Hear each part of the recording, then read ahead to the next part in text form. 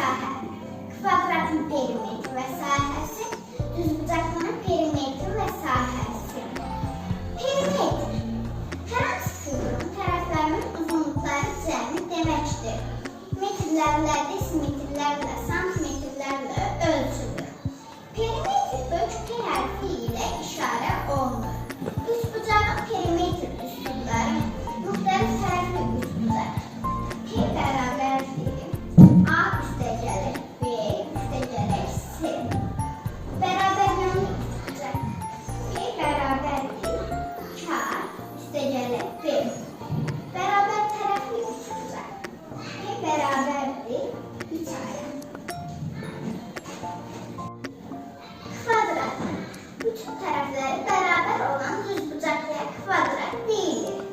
Kvadratın 4 tərəfi, 4 təpə nöqtəsi, 4 bucağı var. Kvadrat bütün bucaqları düz bucaq olan ronddur. Daxil bucaqlarının cəmi 360 dərəcədir. Bir kvadrat çəkilir və onu adlandırırıq. A, B, C, D, O. Digər bir kvadrat çəkib, onun bütün tərəflərinə A yazırıq. A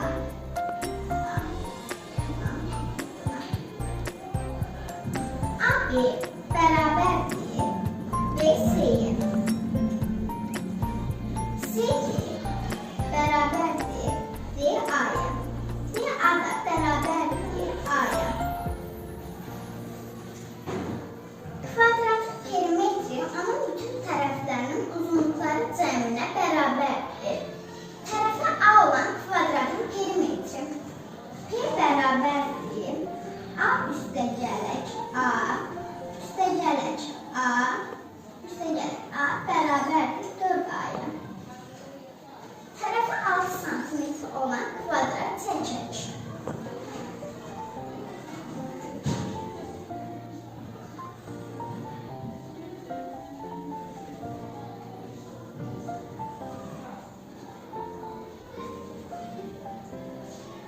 Perimetrini tapaq. P bərabərdir 6 cm. Üstə gələk 6 cm. Üstə gələk 6 cm. Üstə gələk 6 cm. Bərabərdir 4 vurulsun 6